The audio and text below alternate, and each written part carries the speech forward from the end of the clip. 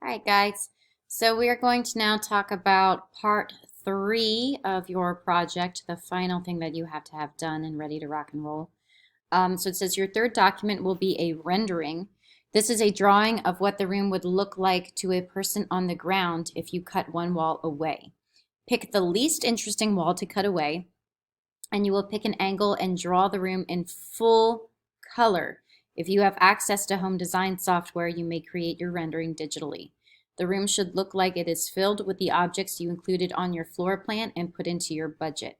So this one will include those small objects. So things like a computer or your makeup or your posters or things that you would have on the wall. Um, Little things like that that are going to create more individuality in your room makeup. So I would love to show you guys a couple different pictures, and you are totally welcome to go onto Google and look at theater renderings. This is a great example of what a rendering looks like. You do not need to include people unless you're like an amazing artist and want to draw yourself into your room. But you notice how the walls are kind of angled. So this is something that you want to consider when you're recreating your room onto a stage. You're basically going to take those dimensions that you had. So you have the back wall of your room, and then you have the walls with the windows and the door. And instead of having them straight in your drawing, you're going to imagine that they kind of open up. I guess to you guys, it would be that they open up, and the side that's wider is where the audience is. So you're creating the illusion of being in the room with them, but you're not actually. Let me see if I can find another great room image of a rendering for you. Oh, here we go. It's very small, but same thing. You see how it has that angle to it, the angle created. And this is beautifully illustrated. Whoever did that did a great job. Let's see. Rooms. That has actual people on it, I think. But hopefully you get the idea of what I'm asking for based off of that last one. Some of these are very intricate and complicated because of the space. And keep in mind, what I'm asking you to do is not very intricate or complicated in the grand scheme of theatrical design. But it's a fascinating subject, and I hopefully will explore it more as we continue. We are going to be doing this in a more artistic way later on, where you get to really stretch your creativity after spring break. But yeah, Google theater set design, theater set rendering, whatever might give you an idea.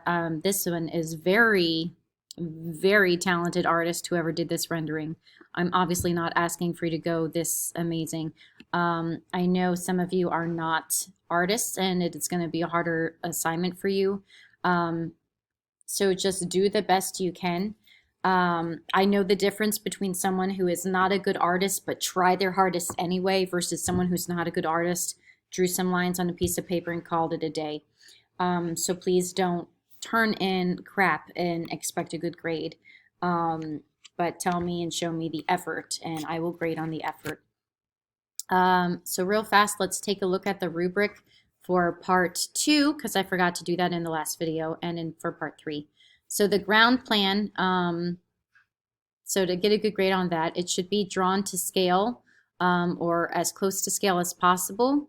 Everything is clear and the measurements are accurate and included, and nothing from the shopping list has been left off, which would be kind of hard to do because some things you can't have.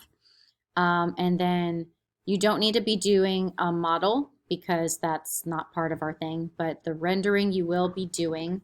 The rendering is neatly done with solid colors and clean lines.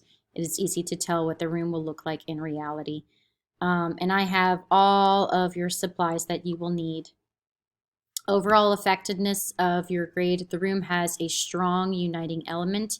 It is an easy space to move into, to move about. It is easy to tell what kind of person would live in this space, and the details in the room go above and beyond the prompt. So this is what is going to get you an A on this assignment. A B is the room has a uniting element. It's an easy space to move about, and it's easy to tell what kind of person would live in this space. So this is where I need you guys to aim for. Like I said, this is our last summative grade, so this is really what I need you guys to do. The last phase of this project, y'all, this project is going to be due on Thursday at the end of class. But what I do need you to be ready to do is on Friday, we're going to be presenting our work. So if you are not here on campus with us, then I'm going to have you do a video recording if you're able, and just talk about your choices and how the room represents you and all of that.